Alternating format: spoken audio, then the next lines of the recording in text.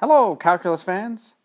All right, so at the beginning of this section, we came up with differentiation formulas for sine and cosine.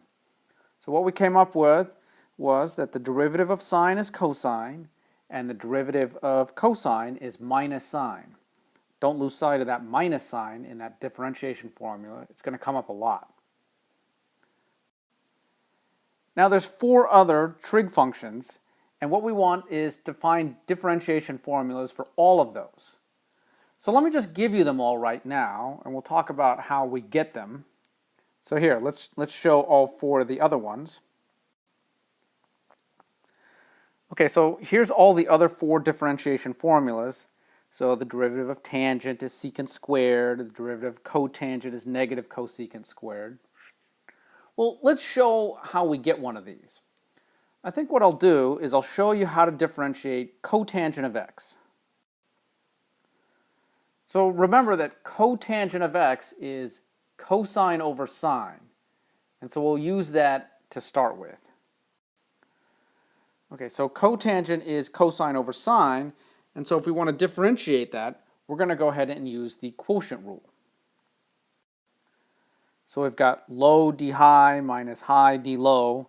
So remember that here where we do low d high, derivative of the top is negative sine of x, and then here we have a d low. That's going to be just cosine because the derivative of sine is cosine. Don't forget the minus sign also that goes in between, low d high minus high d low. Now let's try to clean this up a little. So you can factor out the minus sign out of everything, and we'll end up with a negative of sine squared x plus cosine squared x all over sine squared x. Now, this piece of it in here, sine squared x plus cosine squared x, well, that's one of the three trig identities that I know.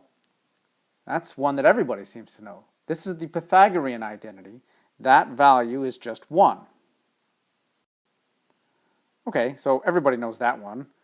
So remember that, keep in mind that minus sign just comes along for the ride, so we're just converting the inside of the parentheses into 1. And then that 1 over sine squared x just turns into cosecant squared x.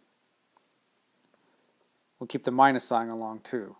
Okay, so we just proved this formula, derivative of cosine of x is equal to negative cosecant squared of x.